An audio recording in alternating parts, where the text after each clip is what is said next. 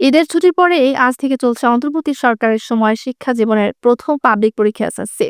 ফেব্রুয়ারি মাসের পরবর্তী শুরু হয়েছে এপ্রিল মাসের এই এসএসসি পরীক্ষা।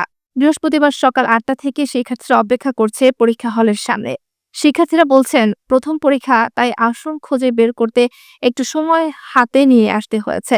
২০২৫ সালে এপ্রিল মাসের বৃহস্পতিবার অনুষ্ঠিত হওয়া এই এসএসসি পরীক্ষায় সিলেট বোর্ডের অধীনে অংশ নেবে ১,০২,৮৭২ জন শিক্ষার্থী।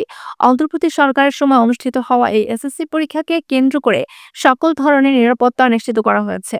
কর্তৃপক্ষের দাবি, নকলমুক্ত সুন্দর এসএসসি পরীক্ষা উপহার দিতে চায় দেশবাসীর কাছে। প্রশ্ন পাস ও গুজব ছড়ানো ঠেকাতে সতর্ক অবস্থানে আছে আইনশৃঙ্খলা বাহিনী। অভিভাবকদের চাওয়া নকল মুক্ত পরীক্ষা দেখতে চায় তারা। পূর্ণ নম্বর ও পূর্ণ সময় অনুষ্ঠিত হয় এসএসসি পরীক্ষা ১৩ই মে পর্যন্ত চলবে। আর এ সময় কোনো কোচিং সেন্টার খোলা থাকবে না বলে নির্দেশ দিয়েছে শিক্ষা বোর্ড।